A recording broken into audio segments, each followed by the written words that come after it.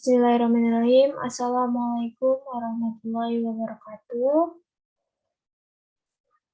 Baiklah, saya di sini Beni Cynthia dengan NIM H1A1-212 akan menjelaskan materi mengenai keuangan negara, yang mana video ini merupakan bentuk persyaratan dari ujian akhir semester mata kuliah keuangan negara yang diampu oleh Bapak Alfa Bediansa, SIP, MIP. Baiklah, langsung saja kita kepada video penjelasan materi.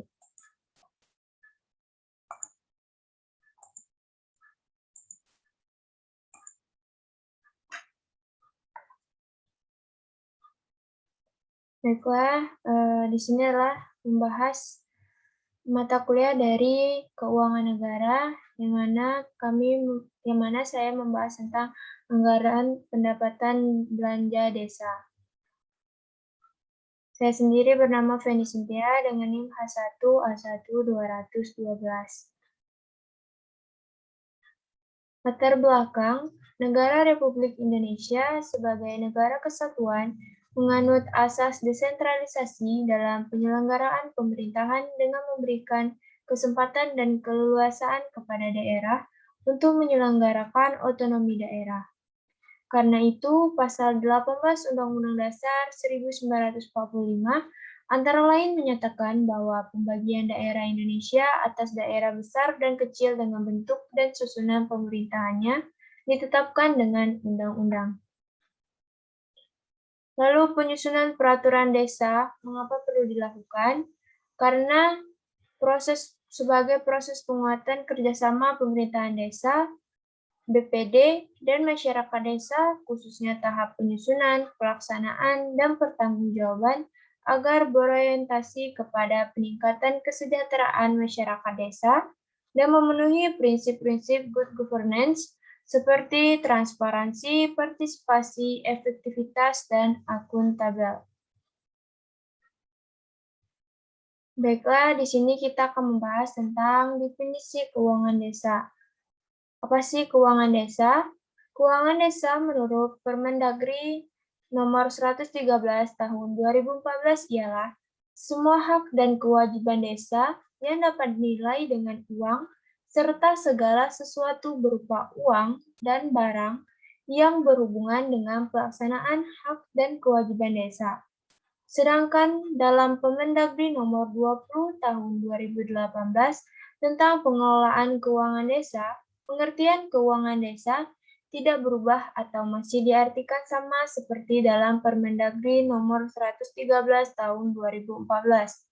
Tidak seluruh isi dari Permendagri nomor 113 tahun 2014 tentang pengelolaan keuangan desa dilakukan perubahan melalui Permendagri nomor 20 tahun 2018. Anggaran pendapatan belanja desa (APBD desa) pada prinsipnya merupakan rencana pendapatan dan pengeluaran desa selama 1 tahun ke depan yang dibuat oleh Kepala Desa bersama-sama BPD yang dituangkan ke dalam peraturan desa dan sesuai pedoman yang disahkan oleh Bupati.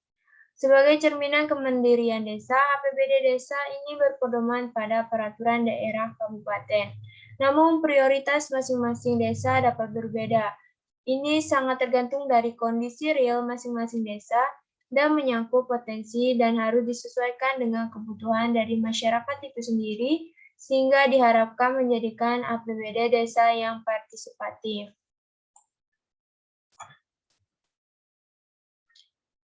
Landasan hukum dari APBD desa ini yaitu Undang-Undang Nomor 23 Tahun 2014 tentang Pemerintah Desa junto Undang-Undang Nomor 2 Tahun 2015 tentang penetapan peraturan pemerintah pengganti Undang-Undang Nomor 2 Tahun 2014 tentang perubahan atas Undang-Undang Nomor 23 Tahun 2014 tentang pemerintahan daerah menjadi undang-undang.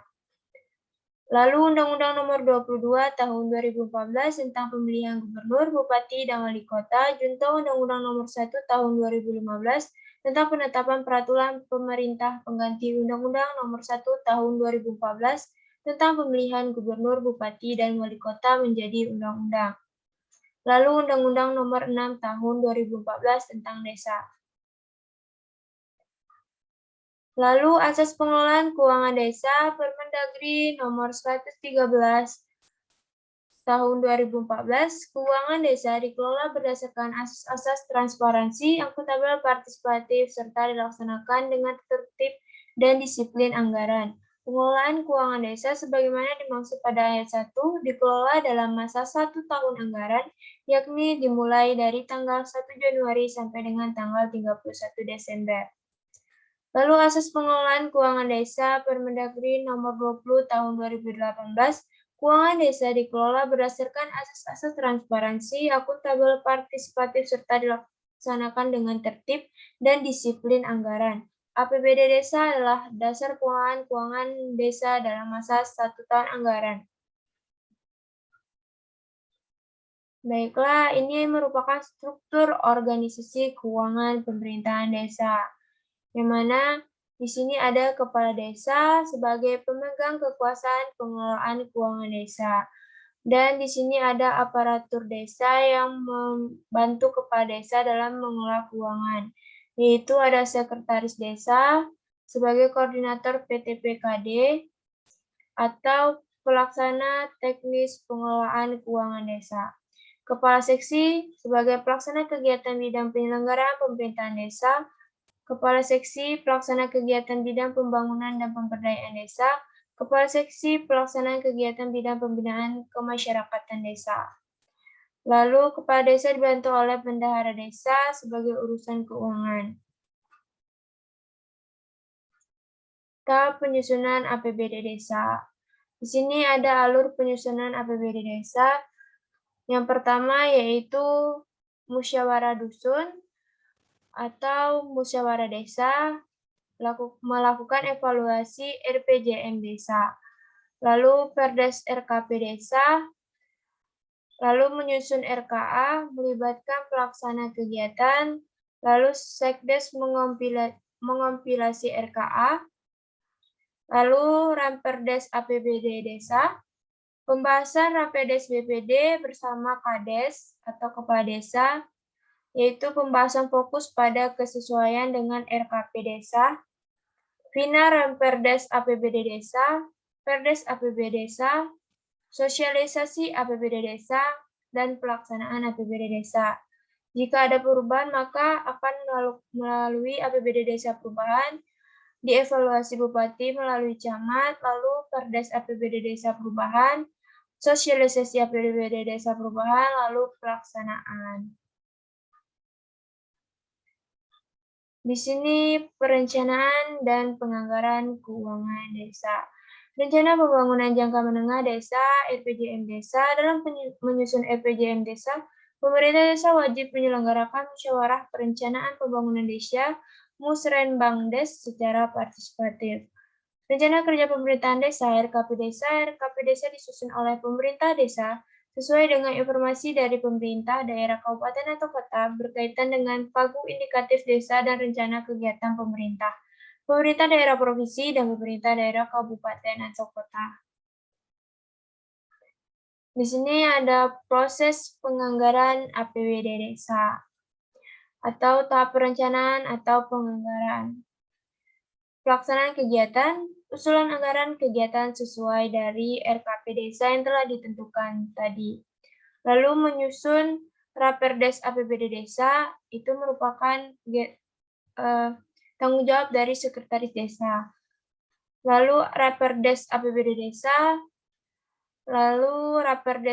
desa, menyetujui Raperdes APBD desa, kepala desa menyetujui Raperdes APBD desa, pembahasan bersama dengan BPD, kepala desa melakukan Raperdes APBD desa, lalu Bupati atau Wali Kota melalui camat, Raperdes APBD desa mengevaluasi, lalu hasil evaluasi dikembalikan lagi kepada kepala desa, dilakukan perbaikan, dan akhirnya pun mencapai Perdes APBD desa. Jadwal penyusunan APBD desa. Penyusunan RAPBD desa awal Oktober.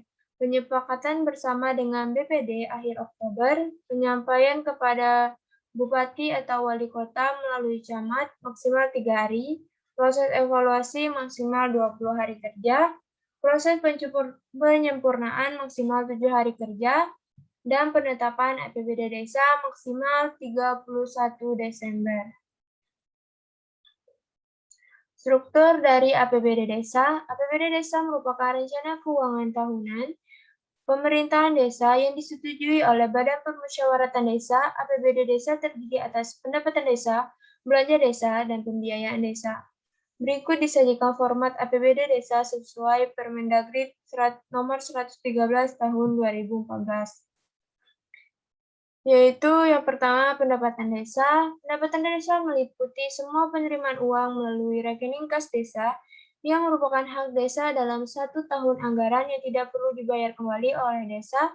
Pendapatan desa terdiri sesuai pasal 72 Undang-Undang Desa bersumber dari A. Pendapatan asli daerah, B. Alokasi anggaran pendapatan dan belanja daerah atau dana desa, C. Bagian hasil pajak daerah dan retribusi daerah kabupaten atau kota, D. Alokasi dana desa, E. Bantuan keuangan dari APBD Provinsi dan APBD Kabupaten atau Kota, F. Hibah dan sumbangan yang tidak mengikat dari pihak ketiga, G. Lain-lain pendapatan desa yang sah. Pendapatan desa tersebut jika diklasifikasikan menurut kelompok terdiri dari pendapatan asli desa, PAD desa, pendapatan transfer desa, dan pendapatan lain-lain. Baiklah, di sini kita akan membahas A. Pendapatan asli desa. Kelompok pendapatan asli desa terdiri atas jenis 1. Hasil usaha, misalnya hasil badan usaha milik desa, tanah kas desa, sumber pendapatan lain yang dapat diusahakan oleh desa berasal dari badan usaha milik desa, pengelolaan pasar desa, pengelolaan kawasan wisata skala desa, pengelolaan tambang mineral bukan logam dan tambang batuan dengan tidak menggunakan alat berat, serta sumber lainnya dan tidak untuk dijual belikan. 2. Hasil aset, misalnya tambatan perahu, pasar desa, tempat pemandian umum, dan jaringan irigasi. 3. Swadaya. Partisipasi dan gotong royong misalnya adalah membangun dengan kekuatan sendiri yang melibatkan peran serta masyarakat berupa tenaga dan barang yang dinilai dengan uang. 4. Lain-lain pendapatan asli desa antara lain hasil pungutan desa. B. Yaitu pendapatan transfer desa. Kelompok transfer desa terdiri atas jenis 1. Dana desa, 2. Alokasi dana desa, 3. Bagian dari hasil pajak daerah, kabupaten atau kota, dan retribusi daerah, 4. Bantuan keuangan dari APBD Provinsi, 5. Bantuan keuangan APBD Kabupaten atau Kota. C. Pendapatan lain-lain. Kelompok lain-lain pendapatan desa yang sah berupa hibah dan sumbangan dari pihak ketiga yang tidak mengikat berupa pemberian berupa uang dari pihak ketiga, hasil kerjasama dengan pihak ketiga, atau bantuan perusahaan yang berlokasi di desa.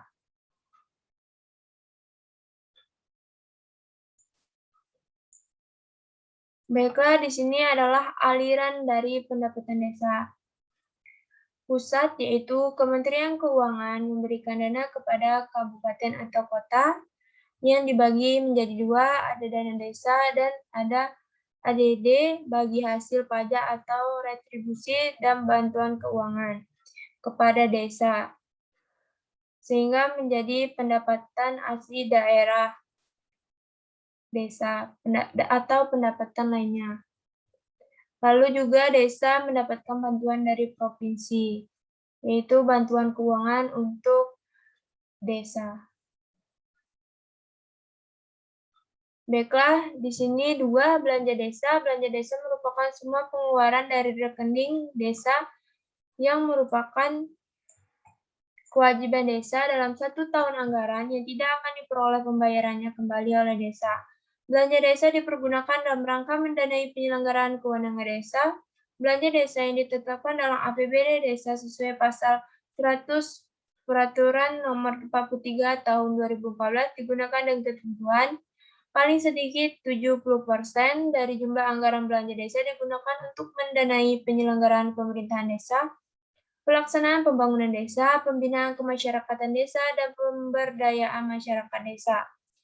Paling banyak 30% dari jumlah anggaran belanja desa digunakan untuk penghasilan tetap dan tunjangan kepala desa dan perangkat desa, operasional pemerintahan desa, tunjangan dan operasional badan permusyawaratan desa, intensif rukun tetangga dan rukun warga, yaitu bantuan kelembagaan yang digunakan untuk operasional RT dan RW. 3. Pembiayaan. Pembiayaan meliputi semua penerimaan yang perlu dibayar kembali dan atau pengeluaran yang akan diterima kembali, baik pada tahun anggaran yang bersangkutan maupun pada tahun-tahun anggaran berikutnya. Pembiayaan diklasifikasikan menurut kelompok dan jenis. Pembiayaan desa berdasarkan kelompok terdiri dari penerimaan pembiayaan dan pengeluaran pembiayaan. Baiklah, di sini kita telah sampai kepada penutup. Di sini saya akan menampilkan sebuah kesimpulan dan saran. Yang mana kesimpulan dari pembahasan materi tentang APBD desa ini yaitu berdasarkan uraian di atas, penulis dapat mengambil kesimpulan bahwa mekanisme penyusunan APBD Desa menurut Peraturan Perundang-undangan tercantum dalam Permendagri Nomor 114 Tahun 2014 tentang Pembangunan Desa terdiri dari tahap perencanaan, penyusunan, serta tahap pengesahan. Pengelolaan keuangan desa oleh pemerintah desa berdasarkan asas transparansi, yaitu keterbukaan di mana segala kegiatan dan informasi pengelolaan dapat diketahui dan diawasi pihak lain yang berwenang. Akuntabel, setiap tindakan atau kinerja dapat dipertanggungjawabkan kepada pihak-pihak yang memiliki hak atau berkewenangan untuk meminta keterangan akan pertanggungjawaban dari pelaksanaan kegiatan dan penggunaan anggaran harus dapat dipertanggungjawabkan. Partisipatif, tindakan dilakukan dengan mengikutsertakan keterlibatan masyarakat baik secara langsung maupun tidak langsung melalui lembaga perwakilan yang dapat menyalurkan aspirasi. Dan tertib serta disiplin anggaran. Anggaran harus dilaksanakan secara konsisten dengan pencatatan atas penggunaan sesuai dengan prinsip akuntansi keuangan di desa. Dikutip dari Peraturan Bupati Buleleng Nomor 21 Tahun 2019 tentang pengelolaan keuangan desa. Baiklah, di sini saran dari saya yaitu proses penyusunan APBD desa memerlukan partisipasi masyarakat dalam penyusunan APBD desa agar lebih terlibat dan sangat terasa dampaknya saat masyarakat ikut serta dalam penyusunan anggaran dalam pembagian APBD desa pada anggaran pembinaan di mana keseluruhan pembiayaan dalam pembinaan desa akan dibebankan dalam pembagian anggaran ini, di mana pembinaan yang dimaksud ialah pembinaan kemasyarakatan seperti kegiatan pembinaan keamanan dan keterlibatan, pembinaan lembaga adat desa, pembinaan lembaga kemasyarakatan desa, pembinaan pemuda dan olahraga, serta beberapa kegiatan yang melibatkan organisasi desa yang masih dalam lingkup desa. Pembagian ini dilakukan untuk menghindari penyalahgunaan dana anggaran serta meminimalisir adanya kekurangan dana dilandasi dengan undang-undang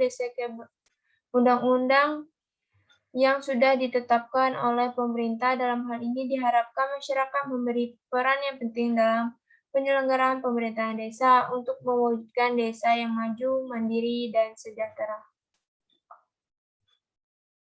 Baiklah, ini merupakan daftar pustaka dari materi yang telah saya sampaikan. Baiklah, sudah sampai di ujung materi, maka saya ucapkan terima kasih. Mohon maaf bila ada kekurangan dan salah dalam penyampaian. Saya akhiri. Terima kasih. Wassalamualaikum warahmatullahi wabarakatuh.